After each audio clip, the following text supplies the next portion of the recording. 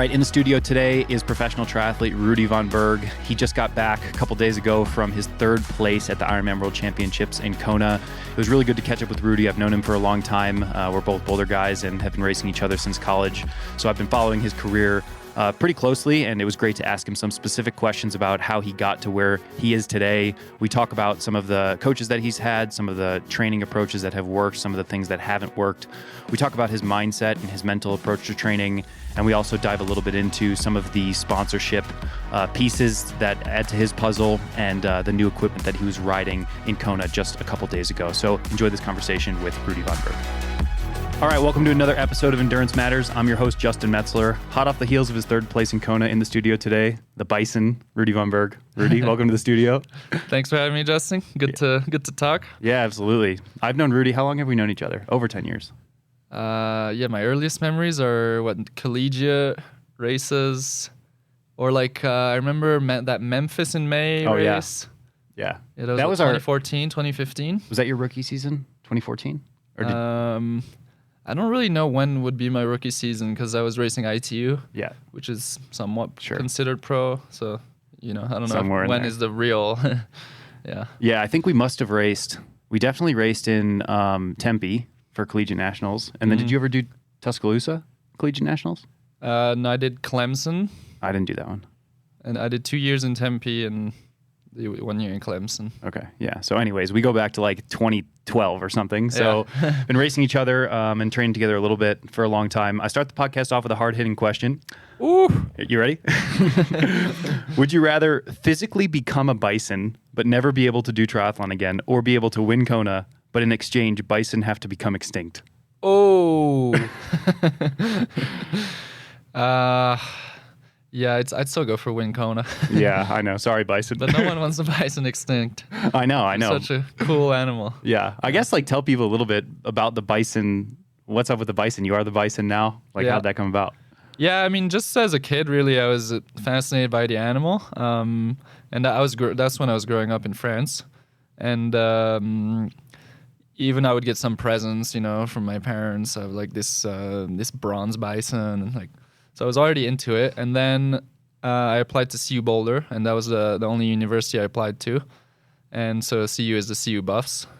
So then after a few years there, I was like, okay, I'm a bit onto something, and then started kind of Googling just character traits or, how bison are, and then how they head into the storm. And then I would start talking with my friends a bit about, if they're not training in the winter, because I'm always used to going out in the winter when it's really cold or snowing or whatever. And so I would kind of start joking like that, saying them they're not a real bison. And so I would kind of, start getting into the character a little. And so then, I just kind of naturally progressed a little. And so I started using it around races and things like that. So, I think it's a bit of a fun thing, and people can remember me a bit easier too. It's a bit marketing too, Yeah, absolutely. No, it's cool. I mean, you're definitely I feel like the last couple of years, the Bison's really picked up some steam. Maybe that's a correlate to your race results, but you are the Bison now. Yeah. I want to back it up a little bit. Talk to me a little bit about your upbringing. You mentioned growing up in France, but I feel like you have 3 different nationalities or 4 or something. So talk to me a little bit about that, growing up, where you grew up, and maybe moving around and ultimately coming to the U.S.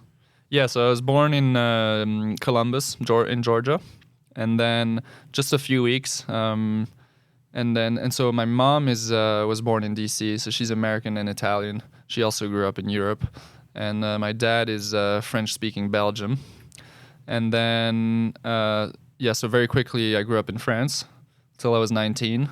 But we always kept my American roots in France. It's not my English was my first language, and just in the family life, we'd go to Paris for Thanksgiving to my aunts and things like that. And then when I was 19, just moved to Boulder to study, and also it was my only choice because linked to the endurance land that Boulder is, and then. Then I've been there in Boulder for the last 11 years. Plan on staying here. And so I have an Italian passport as well. So I have an American and Italian passport. And, I technically could be French or Belgian too. But, I just don't have it. But yeah, for sure. Were you coming over to the States frequently as a kid, or when you came here as a 19-year-old, was it like a bit of a culture shock, or were you pretty aware of like the American culture at the time? I wouldn't say really a culture shock. We did a few trips, just like New York or just holidays. My mom did the marathon and just things like that, or Hawaii for the race. So I was around it a little, and just relatives and things like that. Sure. So I wouldn't say it was a culture shock. However, I mean, still growing up in France for, 19 years, when I got to college here, there were some things a bit, just stupid things like how everyone says, "Hey, how are you?" And I was like awkward to answer that every time. Is that not commonplace in France?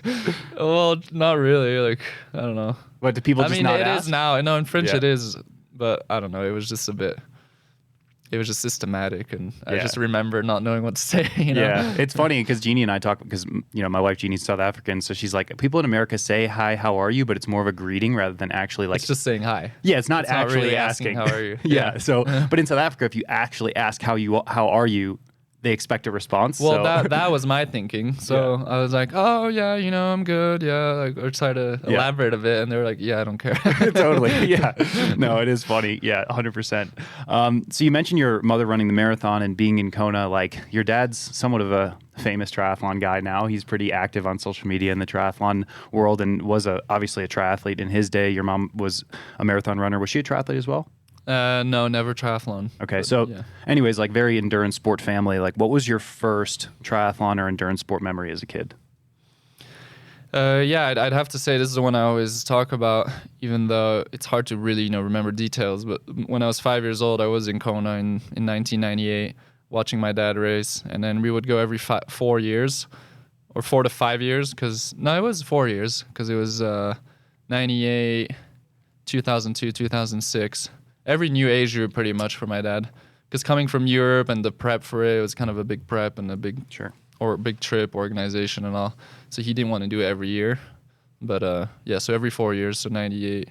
Yeah, so when I was 5, 9, 13, and then sorry, I forgot your question now. No, I was just asking like what your earliest memory was of triathlon. Yeah, it was going to those races. Also Nice, was a big race. Sure. Now we have the world champs there. It was like ITU long distance world champs. I also remember some ITU long distance, some other worlds like Emenstadt in Germany, and Ironman Austria, Klagenfurt. So yeah, a lot of just the big Ironmans that my dad would go with the family. Sure. And how triathlon was obviously a big part of your upbringing, just your dad being, probably he was training a whole bunch, and, it was a big topic of conversation in your family. Like, how much of the idea of triathlon was he trying to instill in you, and how much did you just naturally gravitate towards it? Obviously he was big on endurance sports and triathlon, and that's what we kind of grew up with, but he never really pushed me or pushed us, my brother and my sister as well, we have to do triathlon or anything like that. He was big on he's just really passionate about sports in general, so he thinks the values of sport and all that sport can teach you are very important in life, so he's really, and for health, that those are really important for him. So any sport, so I did football, or soccer, how you would say here, tennis, skiing, swim, biking, and running, but kind of like individually. So he even, at one point, he even asked if I wanted to go do piano. I think I did one piano lesson. We could tell that it wasn't for me, even though I love the piano. But so that's kind of what he did. Yeah, that's cool. And when did you start taking up triathlon as a hobby that you really enjoyed, or I guess like not a career at the time, but when did you start training properly? I'd say when I was maybe 15 is when I kind of dropped the other sports. So 15 on was only swim, bike, run. I would still play football and kind of basketball at home or at school, but that's just like not in the US. It's not like basketball teams. It was just during the playtime, between classes. So I say from then on is kind of when I focused more. And then also in 2011, I think it was, I went to Australia for 5 months to go with a training group. So that's when I was, 18, 19, or that was, so I moved here when I was 19. So when I was 17 to 18. So I'd say, yeah, you could say that's when I started really seriously. However, I mean, I've been always swimming, biking, and running since I was little, you know. I always hated swimming, though. I remember crying and not wanting to go to swim practice. So I was never really, I never really grew up swimming that much. You know, it was like max 3 times a week. Sure. And that's already when I was starting to get a bit more motivated. But there were years where I would only swim once, twice a week. So yeah, for sure. And when we first met, you know, you were trying to really chase that Olympic dream. That was kind of a big deal. I remember you doing some long course races in conjunction with the ITU races, but you definitely were doing a lot of the ITU events on the circuit. When did you decide that maybe that wasn't the path for you? And how long did you try to kind of like make that dream happen? Yeah, well, so, I mean, when you're a junior, you know, you're not going to really do, or I guess you can't even do them when you're under 18, right? So I was naturally just doing the ITU circuit. That's if you're kind of in the perspective of being competitive or going pro eventually in triathlon. So you're going to do ITU. There's nothing else really you can do. So I progressed a bit. Conti Cups, World Cups, there's a couple World Series, but my swim was too weak. Also, I always had in the back of my mind, Kona, you know, from my childhood, what I explained earlier. Sure. That was always the dream. And, you know, ITU, you're just constantly traveling. You're going to these South American races where the travel is just horrible, or China or wherever. And it's just, you know, it's just not as nice of a lifestyle. And also you're under federation, so there's the added politics. Originally, when I was in south of France, I was close to Italy, so it was easier to race for the Italian federation.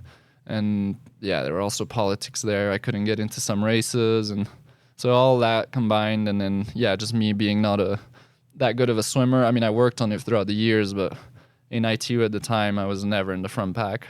So it was just, and you know, sometimes I would have really good bike and runs, but I could see these athletes that I thought I was way superior to beat me just because they were 2 minutes ahead at the end of the bike, you know, and you're running 5K, so you're not going to catch them. So yeah, the whole thing was just a bit frustrating, and after a while, I just knew I was going to start doing halves. And as you said, I did a season or maybe a couple where I did a couple halves and still did some ITU.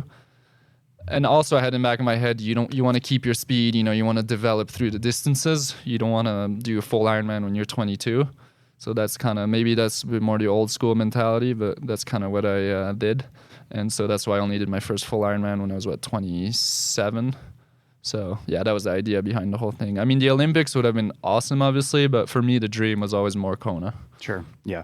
I want to get to that because, I think last weekend or 2 weekends ago was the Ironman World Championships where you came on the podium. So I want to circle back to that, but I definitely want to dive a little bit more into some training specific questions. Like, I've observed your training from a little bit of afar. Obviously, I'm a big Strava fan, so I followed what you've done on Strava, and in town we all, to a certain degree talk about each other's training. You're currently still coached by Mikal Eden? Yep. That's okay, cool.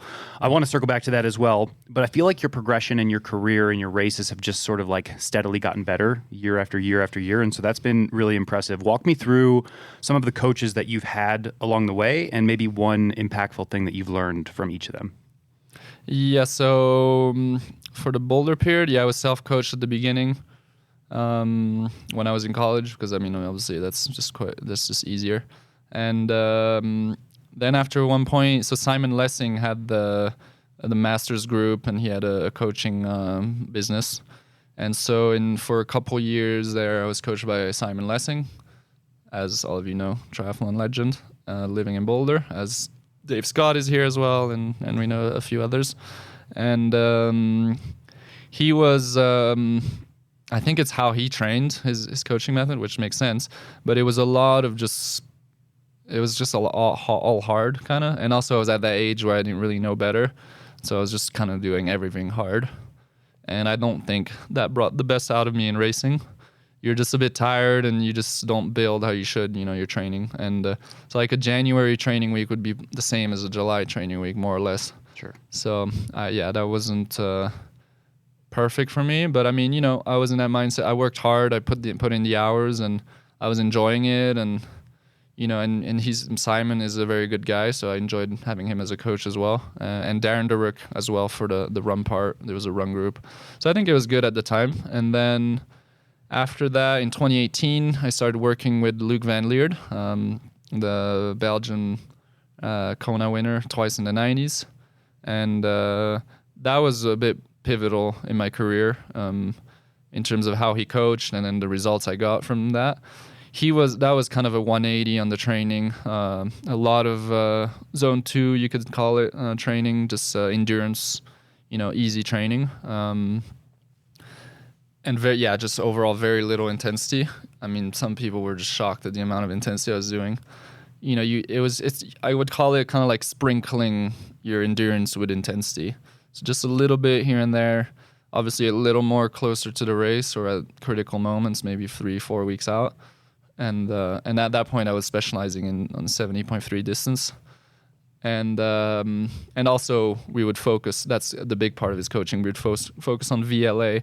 And for those who don't know that's kind of the way you use your energy. So a sprinter, his VLA will be very high because, all your energy, you're using it for 10 seconds and then you're just done, Triathlete, Ironman, let's say, is the opposite. You want a very low VLA, like low lactate numbers, you're super efficient, but you're way more diesel.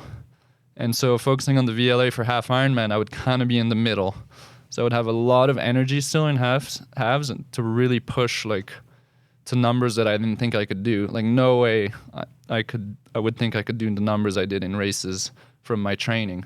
But I would just always be in that state that I was just so ready to go in halves. And I would train very little a race week, for example.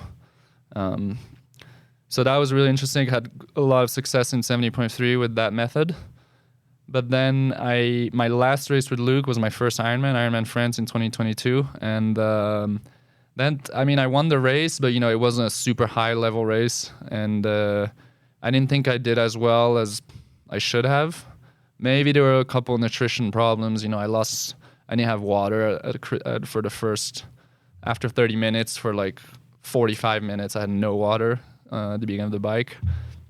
Things like that could have affected me, and I'm sure nutrition wasn't fully dialed, even though I was already on Never Second, and it still worked quite well.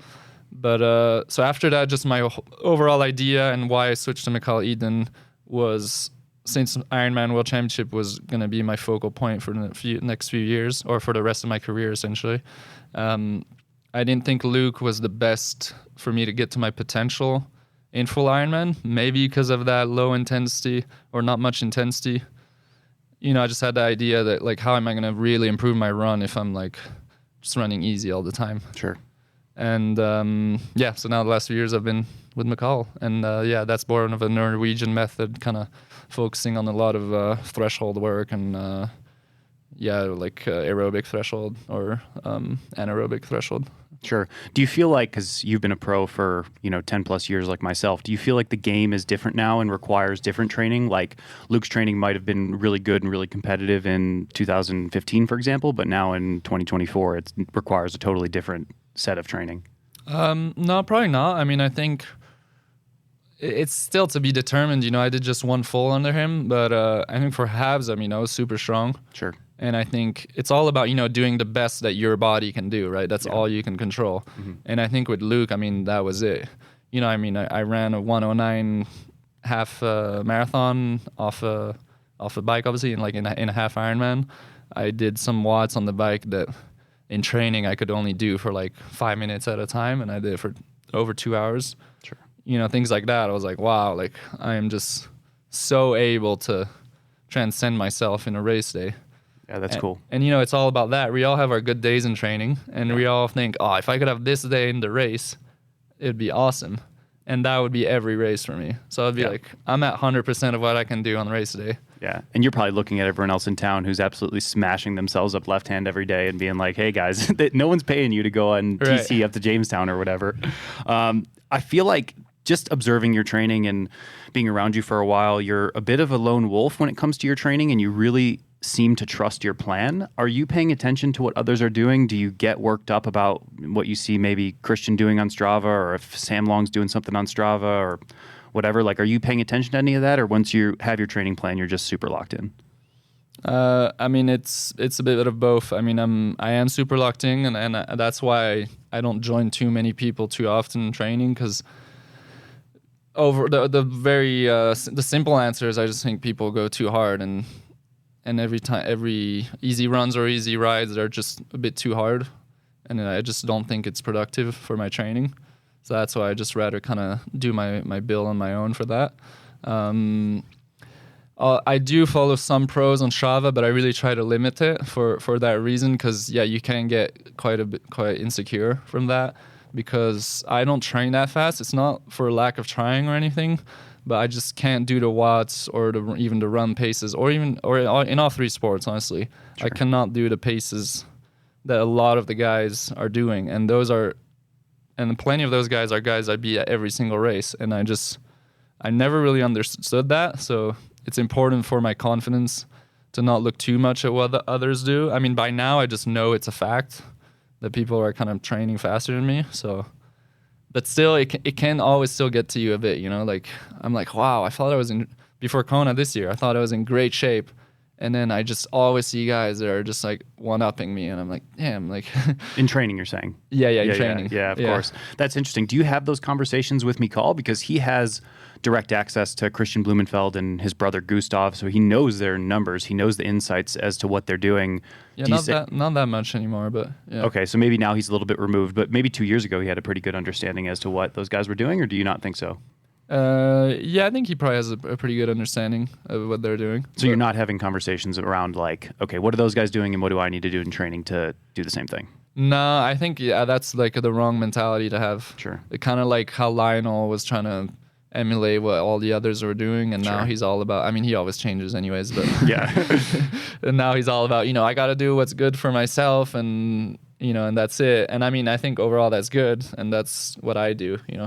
Sponsor of today's episode is Precision Fuel and Hydration. These guys have been an awesome partner of mine for many years, and I really love the entire product line. They helped me tremendously when it came down to getting my fluid needs sorted out, getting my electrolyte needs organized, and also just figuring out how many carbs per hour I needed. And they have an entire product line that has a lot of variety and different options for you. So my favorite option from them is the PF30 Chew. I sort of take them out of their wrapper and load them into my top tube storage compartment on my bike and just munch on those every 20 or 30 minutes when I'm out doing a hard training session or doing a race. They also have a bunch of sweat experts over there who can help you figure out exactly what your fluid, carbohydrate, and electrolyte needs are. So head on over to pfandh.com. Redeem code BigMetz15. Once again, that's BigMetz15 via the link provided. One other thing I'm curious is to hear about is, what do you do outside of training to ensure that you're as consistent as you have been? Like, is there anything that you're doing from a recovery perspective that is just keeping you ticking away at this super consistent level?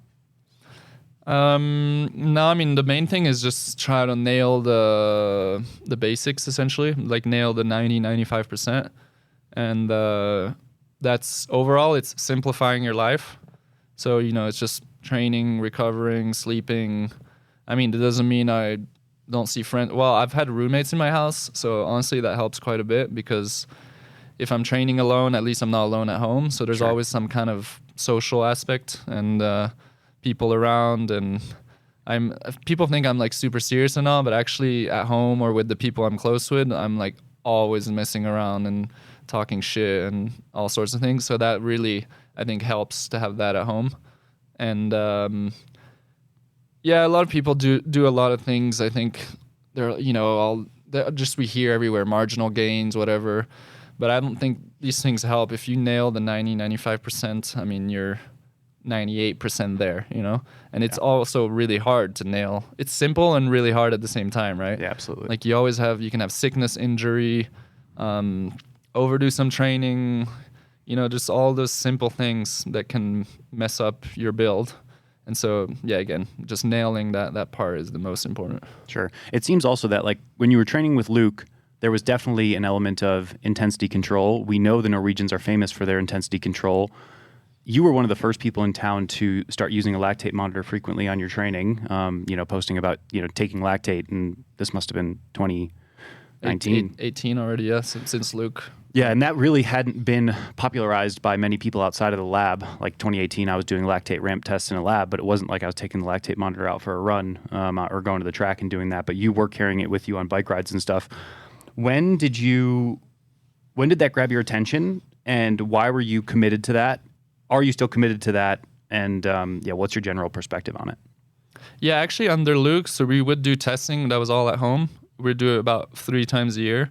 And, in those tests, and there would be also longer tests. They would be a bit more complicated than the basic VO2 max test, because we would have to calculate the VLA, which, as I said, was a really important metric for him.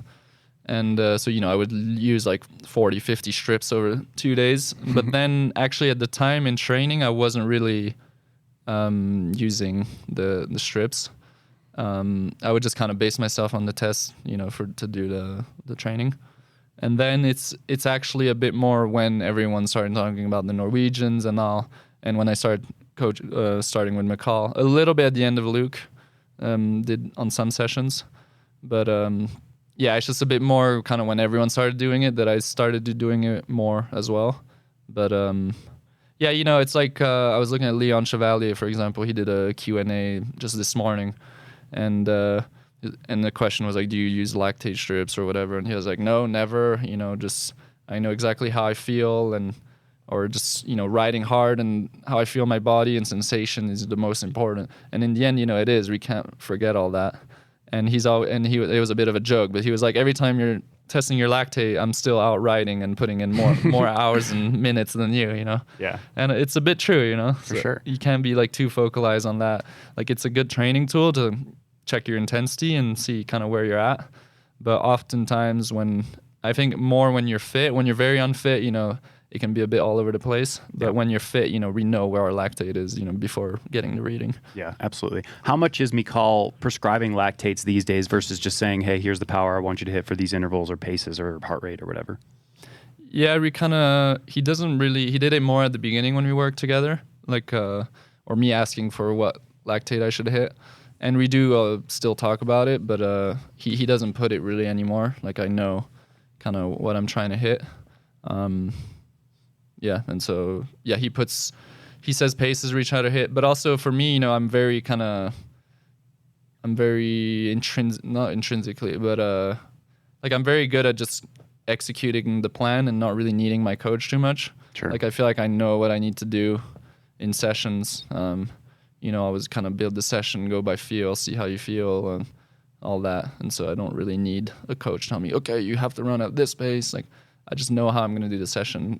That will give you the best results, Sure. Is your guys' relationship pretty collaborative, or is it he writes the plan and you execute the plan, or he writes the plan and you execute your perception of what you feel like you need? What does it look like? Overall it's pretty, he writes the plan and I execute it. And as long as I do it well, and I think it makes sense, and energy levels are good, and then I pretty much, there's not much collaboration, I'd say. And we talk, we don't talk much, but if we still talk enough that it's, we can see I can see what's kind of the plans going forward and all that. But again, I'm good at just doing the plan and making it happen and not moving things around or anything.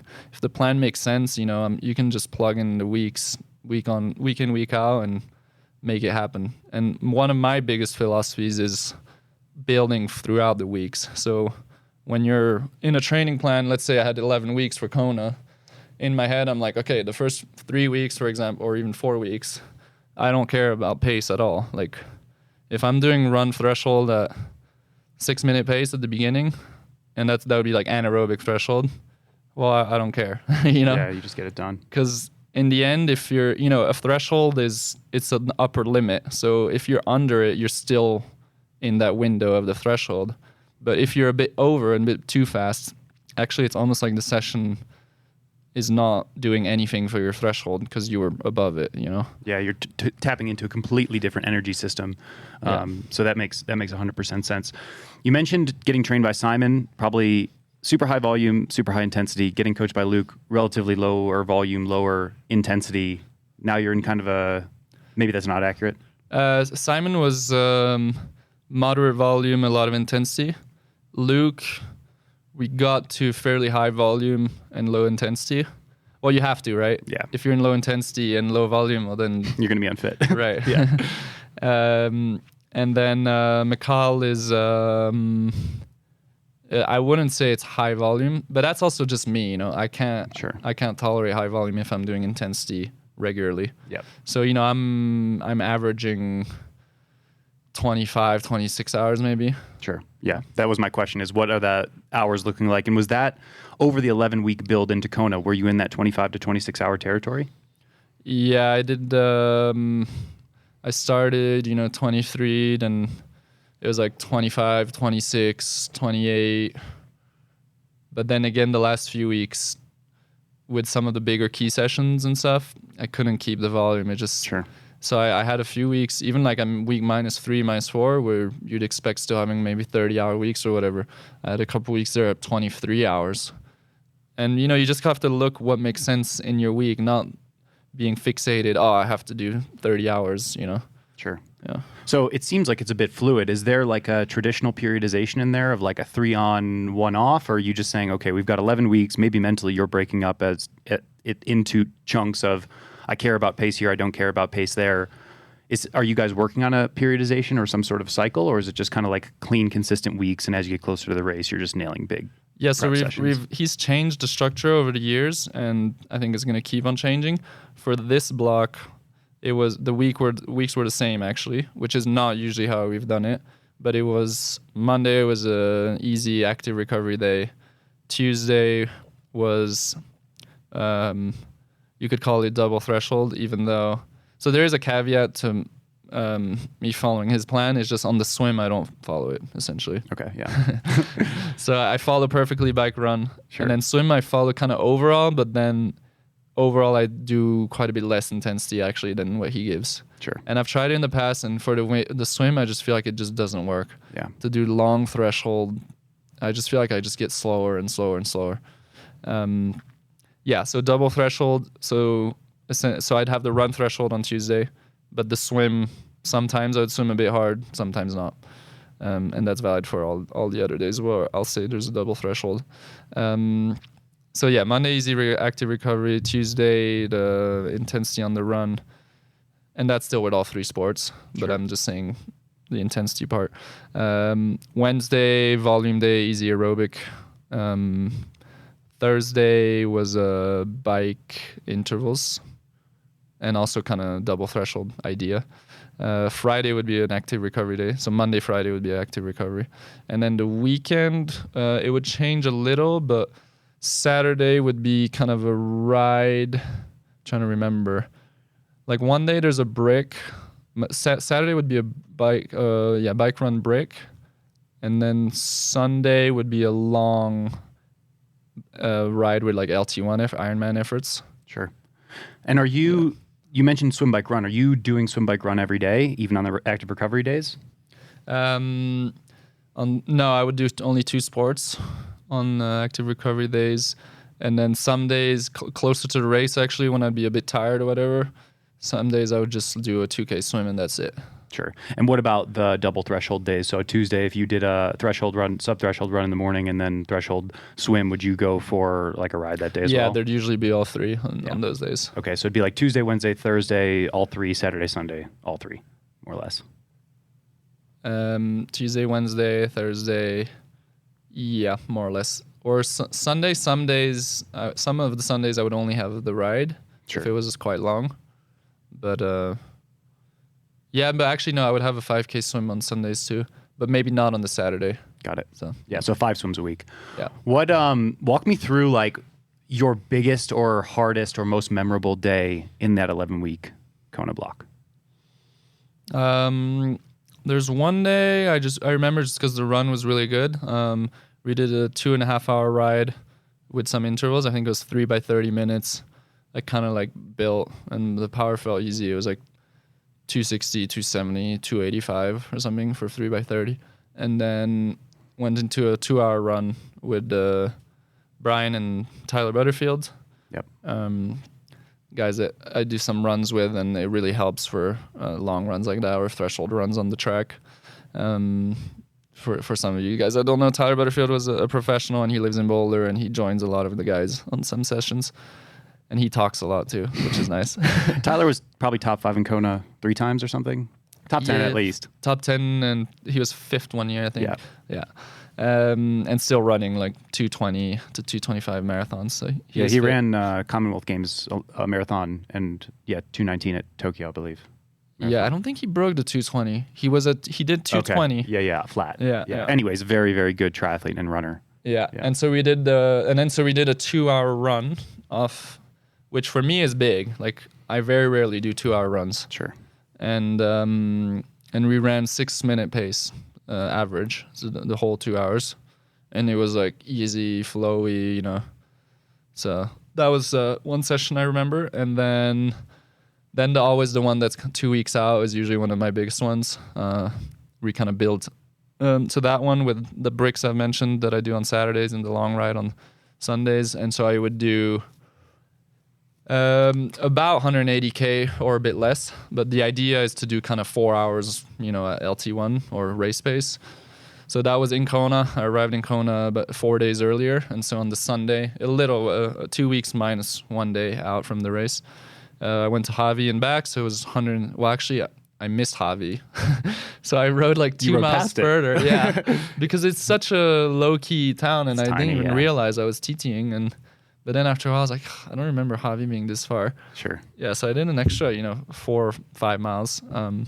But yeah, it was 175K with 4 hours at 275 watts. And then on that day, I did 1 hour 37 run.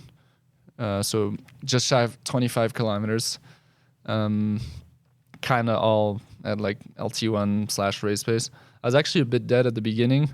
So I thought that run would go that I would do it much faster, or at least a bit faster than what I did. It was 358 per K, so like a 240s, actually close to what I did in the race. It's like a 246, 247 pace. Yeah. Yeah, I mean, so that's a pretty big day, Sure. I see other guys doing other crazy stuff even closest to the race and even bigger, but yeah. That's not me. I mean, that's already a pretty big day. And, the whole idea is to build to be at your best on race day. Like, I'm not trying to do my best at that session. Sure.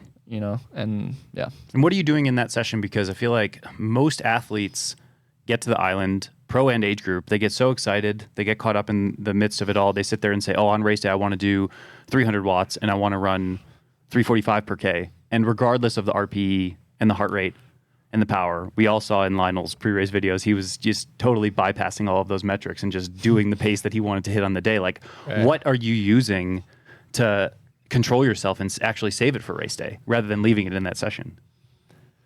Yeah, I mean, it's just ingrained in me. I'm building for a race. So in no session, I mean, sure, I'm going hard, like in some threshold sessions, but I don't know. I just always have the idea in the back of my mind that I'm building for the race.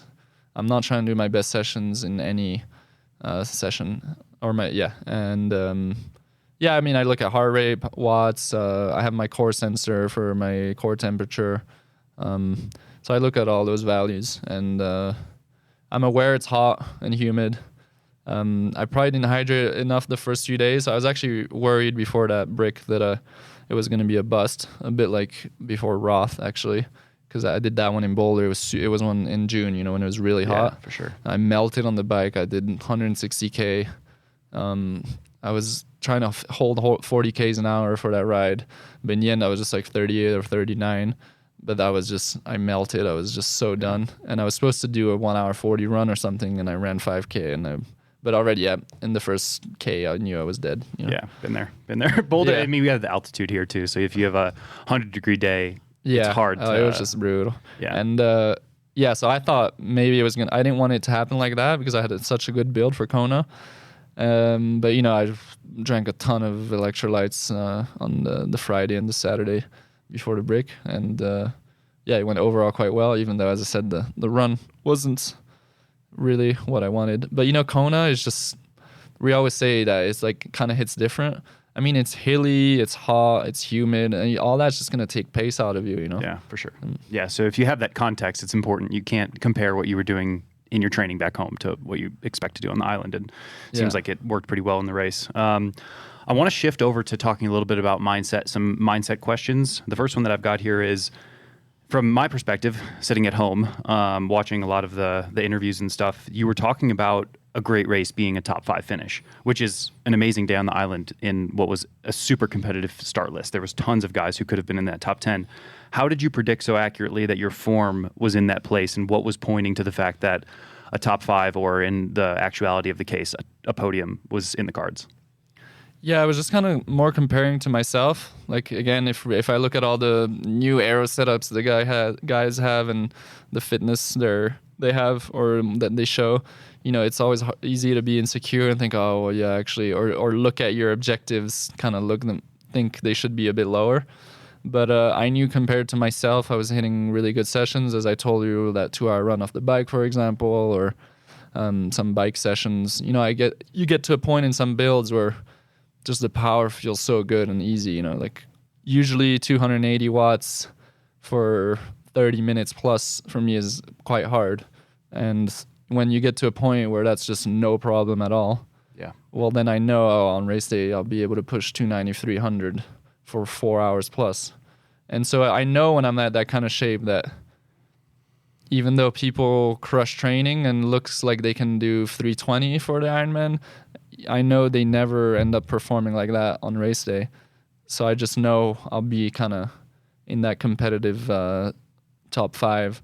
But I mean, I'm also well aware that a lot of guys can have good races, and, you know, I'm really going to have to be on my game. It's not like, oh, for sure I'm top 5. Like, I'm really concentrated on my process and on getting in my best shape possible. Like, yeah, I know just the whole thing's going to be quite hard. For the podium specifically, I actually thought I think it's always like that. When you achieve something, you're like, oh, actually, it wasn't that bad, you know? And when you're chasing it for years, you're like, oh my God, I'm gonna have to have this insane performance to be on the podium in Kona. But then when you do it, you're kind of like it wasn't. And that's actually what I think of my performance. I think it was very good on the day. Obviously, a lot of guys faded a lot on the run, but you know, it wasn't. I don't feel like I transcended myself. Maybe like I mentioned in some past half Ironmans. Sure.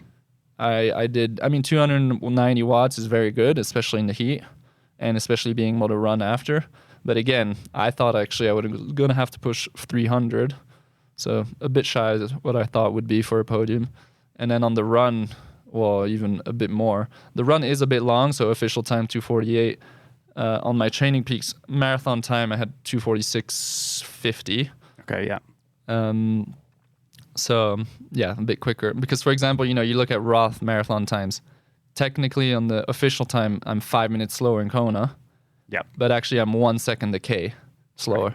Right. So just 40 seconds slower. It's almost exactly the same. Sure. You know? And one was 2:43 and one was 2:48. So I think that's important to look at too. Yeah. So as I was explaining, just I don't feel like I think I executed really well and had obviously a really good race, but I didn't transcend myself and do what I thought I would have to do to be on the podium. You know? Sure. In a race like that, where you've got such big hitters, Laidlow, Christian, Magnus, are you looping yourself into like your own pre-race thoughts of how the race dynamic is going to go, or are those guys in your mind, are you intimidated by them at all, I guess is the question? I mean, a little. I mean, they were the favorites. Yeah, Christian, Ditlev, and Laidlow, top 3 favorites. Definitely thought if they're on their game, you know, it's going to be very hard to get on the podium if all 3 perform to what they can do. But, you know, it's Kona and a lot of things can go wrong. And I mean, that's the sport, right? You can't say, oh, you got 3rd or 5th or whatever because this guy bonked. I mean, a big thing of Ironman is not bonking, right? Oh, of course, yeah. So obviously you can't say any of that. And executing on the race day is the hardest thing. For sure. So, yeah, I mean, they're in the back of your mind. Obviously, they're the best right now. But, yeah, again, just you have to focus on your performance. And because what the best out of yourself is the only thing that can potentially beat them. Sure. Not worrying about them and trying to follow them or whatever. So yeah, it seems as though, you know, you had a podium at 70.3 Worlds in 2019, and were you 4th in Nice? Yeah, last year. Yeah, so you've had this ability to be able to kind of turn up on big championship race days. Is there something you're doing different in the preparation or the final approach to a World Championship event that you're not doing at other races, or are you just treating everything the same and trying to be peaking? No, well, overall, I just usually tend to peak more at the end of the season, and championship season is always September, October. So that is one part. Yeah, honestly, that's maybe the biggest part of my answer. I don't really do things much different if I'm training for a really important race in June, let's say, rather than September or October. Throughout the years, for example, 2018, I win 70.3 South American Championship in Buenos Aires in, October, November? Yep. 19, I have the really good race in Nice in September. And Buenos Aires actually in end of October, where I ran a 110 and just had a super good race there. Be a runner, Pablo da Peña, when he was running. Yeah, Pablo he was flying that year. Super fast. Yeah. So I never thought I could beat him on a run. Sure. And we were in T2 together. Nice, yeah. And then 2020 Daytona, fifth in the PTO championship. Yeah, so I guess I always kind of managed to really finish strong rather than other athletes. I think maybe overtrain in the first part of the season, peak too early, and can't really hold it throughout the season. Sure. And I always managed to build towards the end of the season. So I guess that's just the main part of my, and maybe mentality wise. I mean, obviously the mental part is super important. So if you're the type, you can easily be a bit scared of championship races because there's so many big names and it's just hard to get the best out of yourself in those situations. So I'm sure the mental work I've done, because this is not just in me, I was like a insecure, shy, 15-year-old, scared of all the guys that looked way fitter than me, and so it's not like I've just always had it, but just maybe that mental part of not getting into that mindset on the big races can play a big role. Sure. Have you worked with like a mental coach, or is that just something you've done on your own? On my own. I've always had this idea since I moved from home when I was 19 that I'm really the strongest in my own head. The outside people kind of always can make me think of things I hadn't thought about in a negative way or just all that. And so, I just always have this idea I'm the best when I'm concentrated on myself and, being my own person I talk to in a way. Sure. Yeah. So is there ever like a part of you that wants to explore a self-coaching option down the road so you have that complete control in your mind, or is training different from maybe your mental approach and your mental training? I've thought about that obviously the last few years, but I don't want to spend the time thinking about my training that much. I feel like I would just always be thinking about it, and that's draining. Yeah. And I honestly, even though I feel like I'm starting to know a lot throughout the coaches and the different methods about training, I still wouldn't really trust myself that I'm doing the right build. Yeah. And so I just think it's better to delegate for that. Yeah, absolutely. And I feel like if you have a coach and it goes poorly, you kind of have someone else to not blame, but maybe work through it with. Whereas if you have a bad race and you're self-coached, this is coming from personal experience. There's a lot of pressure that ends up compounding and building in that environment. Yeah, and I think it's important for that your coach sticks to his philosophy. Sure. Rather than, my athlete wants this, I'll give him this. I think that's just bad, because then both are failing in a way. Exactly. You're not following the philosophy, and you might not get the results because you're not following the philosophy for the coach and the athlete. So 100%. Yeah, for sure. Cool. Yeah. Is there anything else, like from a mindset perspective, that you feel like you're maybe doing differently? No, make sure we mention it. Just not training with people too much. The builds for the races in terms of paces and all that. What are you doing outside of training to balance it out? Like you mentioned your roommates coming back and just having a joke with them. Is there anything else that you're doing to just try to maybe remove yourself from 30 hours a week of training?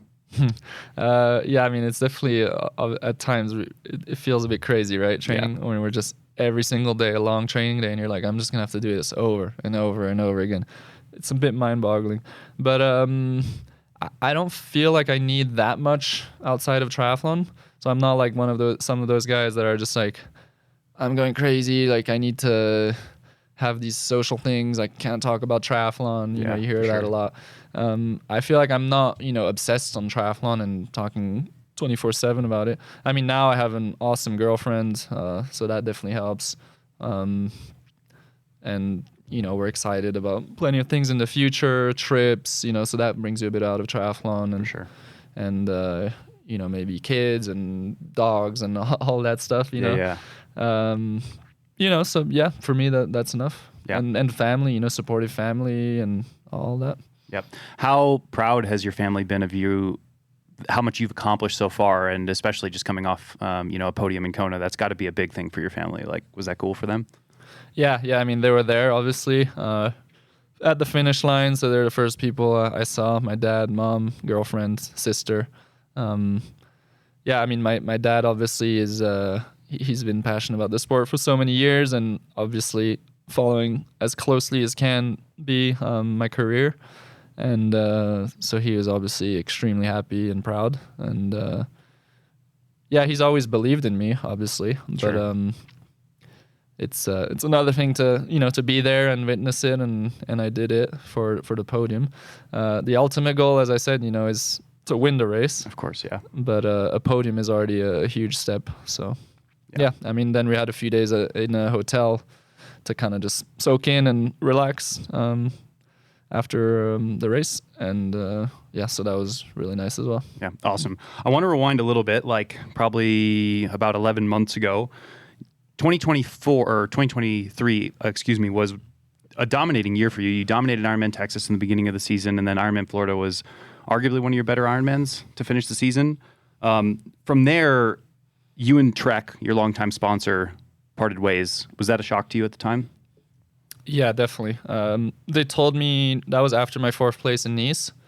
So I had the win in Texas with was it the American? No, that wasn't the American record.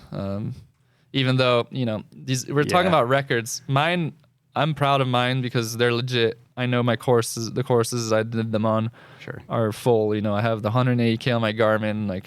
And the Garmin, you never start it right. So if you have it 180 on your Garmin, it's legit. For sure. And the run, and if you have a 50-minute swim from pack, also that's probably pretty legit. So I don't know where I'm going with this. What were you saying? I just asked if it was a surprise to you that after the success that you had, with 4th place in Nice and 2 big Ironman victories. Yeah, and definitely. And I was the top Trek athlete in Ironman Worlds, which arguably, if you're your best athlete at the most important race of the year, like, you don't drop that athlete, right? Yeah. So it was definitely pretty shocking news. Did that spin you and your agent and your team into like a backpedal mode? Because it is something that no one expected. You probably didn't expect that. Are you trying to, salvage the ship at that point, or are you just trying to take a breath and be like, all right, we got to recalibrate? Yeah, no, take a breath. I mean, I was still under contract to the end of the year, so then I did really good at Florida, and that was the American record. Yep. And so even more of a reason you're like, thinking just why the hell would Trek do that? Yeah. And then they would keep athletes that I beat the whole year. And honestly, I still don't know why. Yeah. I don't know if it's some kind of stupid reaction to what happened with the Laidlow thing. Yeah. Even though it blew over in like 4 days or less. Because, Trek, the next year they told their athletes, like, they had like a Zoom, like a call with their athletes. We don't want any controversy. We want you to be nice athletes. We don't want you to express any opinion, essentially, on social media. So, when another athlete tells me that, I'm like, oh, well, that sounds like they didn't like the Laidlow thing.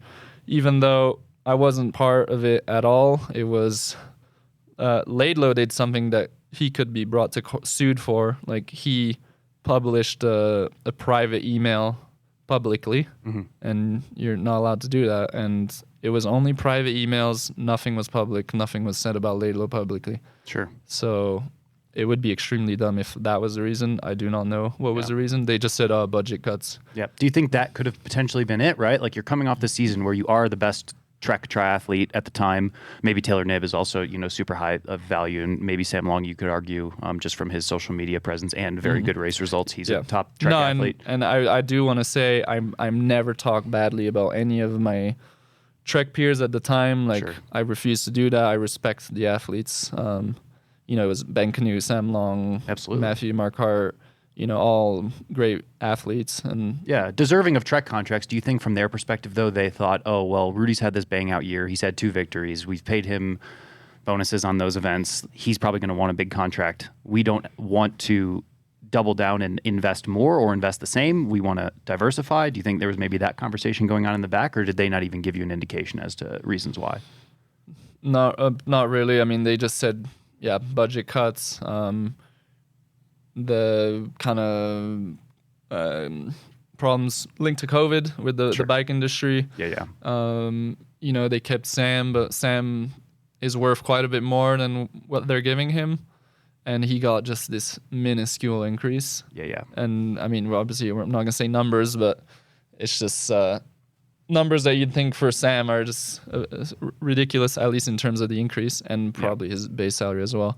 And then, so I mean, they're just trying to cut budget and. Yeah, that's the stock industry. Say, really. It's like the industry response to any time that like they have. Yeah, who knows? Like I've gotten that conversation before myself, and it's never a fun one to have. Trek was always famous for like having really great intra race or like race week support. Did you feel that missing gap this year at all? Not having that like at race help. Trek has always had. Usually at the main races, someone around for tech and things like that. I wouldn't say I really missed it because, well, first of all, when I was still on my Trek this year, Mark from Trek would still help me if I needed. Cool. So that was really cool of him. Also, I just have this mentality that you have to be self-sufficient. Your bike has to be ready before you're traveling. When you know someone's going to be there, you tend to do less at home because if there's these couple things, he can just do it before the race. Sure. But you're just a bit better organized in the end when you know if there's no support. So, and also, the T100 races, there's a ton of support there at every race. Sure. So it was only a couple races this year where there wasn't. But then in the end, I signed. I think you're going to get to it, but I signed Factor and. They had people in Kona, so. Cool. Yeah, if you flip back through Rudy's Instagram, his new Factor's cool, but you had a really cool Bison paint job on the Trek. So flip back and check that out. It's worth a look. Maybe you can talk Factor into doing something similar for a custom paint job, which you're probably deserving of. Yeah. How did the Factor deal come about? I mean, my agent has been working at it really hard ever since Trek dropped me last year. And nothing really came about for 2024, at least, at the end of 23. But he was just staying on it, and he just ended up, he's been in contact with Factor, as with many other brands. And it came to a point where he was talking to them in August and starting to talk for 2025. And then they didn't realize it was a possibility for me to be on it already for Kona. Mm-hmm. And my agent came to me and asked if it was a possibility. And I went through a lot of measurements. And with Nick from Wove, he helped me a lot with that from the Wove saddles.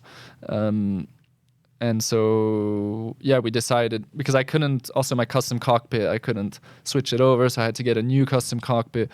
At that time, I was 8 weeks from Kona. I was like, I really need to get on the bike. I told him 2 weeks from now, 6 weeks from the race, I really want to be on the bike. Sure. It ended up being only 4 weeks from the race. So a bit tight, but the position was replicated almost. It was a bit short still, I'd say. Even though it ended up being quite okay. And and so we just signed for end of this year and then another till end of next year. Nice. But so we made it happen before Kona. They didn't think it was possible, but. Yeah. And it seems abnormal in today's day and age to be having sponsors sign athletes mid-year or in the third quarter, but you also announced a partnership with Tier for running shoes pre-Kona. Had you been testing those shoes? Was that something that you mentioned on social media that you were going to run in them anyways? Is that the actual truth? Well, so they were in my top 3 favorite shoes because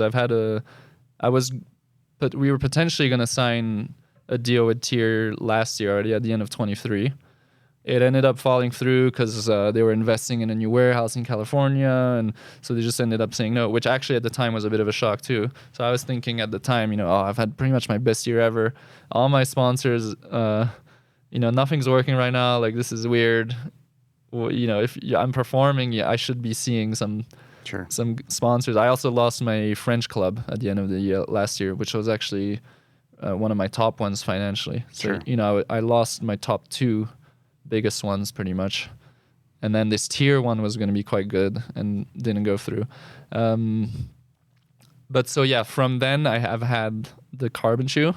So I've been using it here and there in sessions for a whole year. And, I compared everything, pace, heart rate, and I could tell it felt good and it was fast. It was about the same as my other favorite shoes that I used in the races last year. So in July or August, I told my agent, I could actually see myself racing Kona. So in the shoe, so we might as well try to make a deal because like I'd actually race it. So essentially that's what happened. And I do really like the shoe. It's a bit less cushioned. It's a bit more like the Asics. Sure, yeah. For example. Yeah. But it has a really good spring, and it just feels good. So yeah, I mean, some of the shoes, like, I don't know if you need all of that cushion sometimes, and especially for these Ironman races, if it's too much cushion and you start breaking down your technique late in the race. Yeah, like the Nike Alpha Fly does not work for me at the end of a marathon. Yeah, they're great if you're running like 5K pace or 10K pace. Even for a half marathon, they're perfect. But like a marathon's, it's slow in the context of what the shoe's made for, Right, and the tier still has a thick sole, so it's not, it's thicker than the Asics, for example. But it's just a bit more firm and springier. So, do they have an entire line of training shoes and other options, or is it just their carbon racer right now? No, so they have an entire line. There's also another shoe that's quite good. It's pretty much the same shoe, but without the carbon plate. Cool. But so it has that nice foam and kind of a thick sole, and so that's kind of their tempo, type shoe. So that one's quite nice as well. Yeah, perfect. Yeah, it's always nice to have one. I feel like that's a gap in the market. All these shoes are just going like carbon plate, nylon plate, or like a massive shoe that's just got all this cushion. And it's almost like, where are the shoes that we had in 2015 that we all use? Like sometimes I just go back to like a basic Pegasus or something. It's like in Kona, some guys would use trainers. You remember in 2010 to 2015? Because all the race shoes are just so minimalistic and light, and like the my K Swiss days smashed. And stuff. Yeah.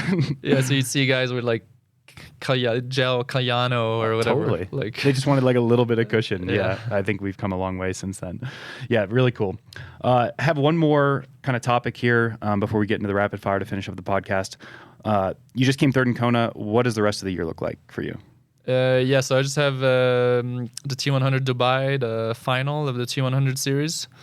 So that's 3 weeks race to race, so 10 days from now. I'm trying to... I've had that in the past. For example, this year, Roth to London was also full Ironman to a T100, 3 weeks in between. I feel like in the past, I rested too much after the Ironman and lost all the fitness. And, and by the time I kind of started training again a little bit for the T100, it'd be kind of gone. So this time around, I figured I would kind of try to follow up the race with some training, which I don't know if it's working. I felt quite good. I was smashed the first 2-3 days, but then the next 5 days I felt pretty okay. Yeah, and even did some intervals on the bike on Sunday, so 8 days after the race, but then by after that I was quite tired, and then Monday, Tuesday I had 3 workouts a day.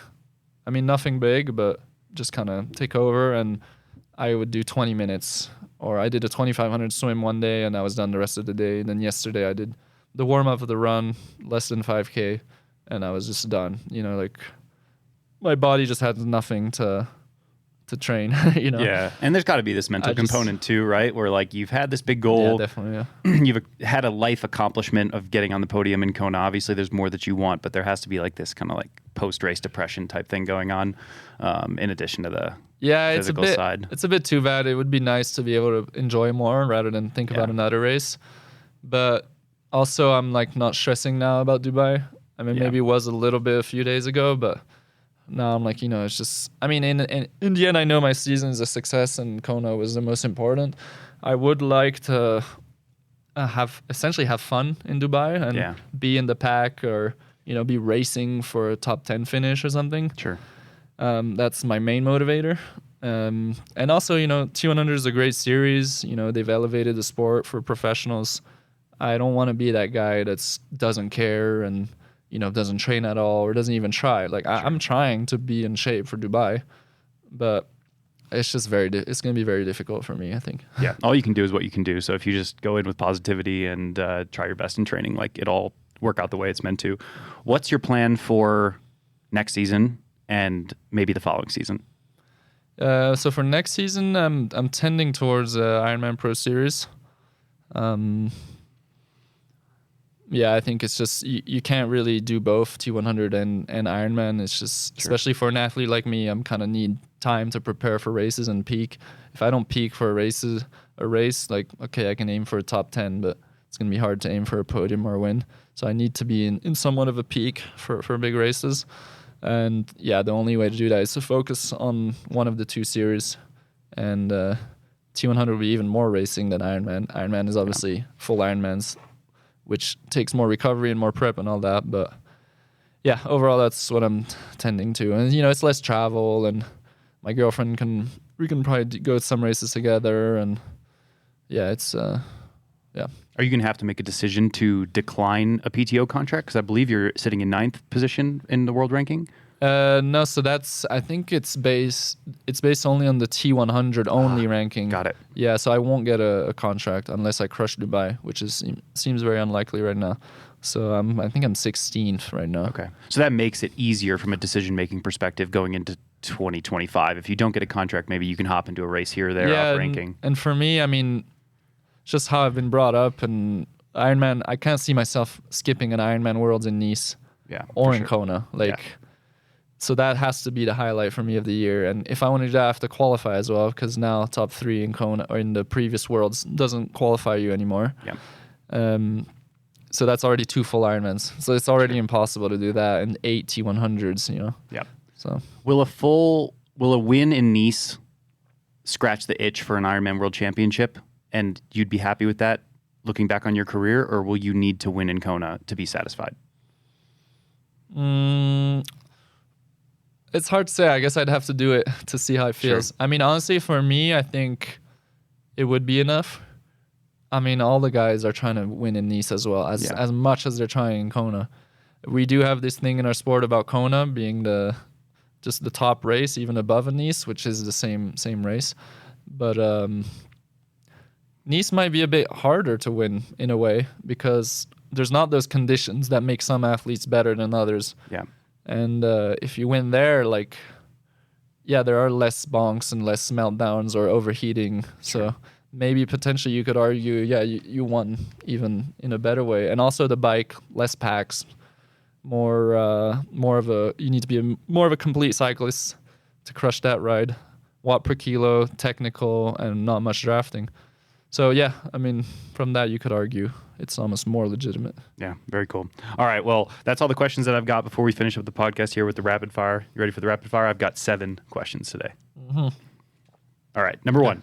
You're known for your elite descending skills. You've got a lot of the downhill KOMs here in Boulder. What's the max speed you've hit on a descent? 96 Ks.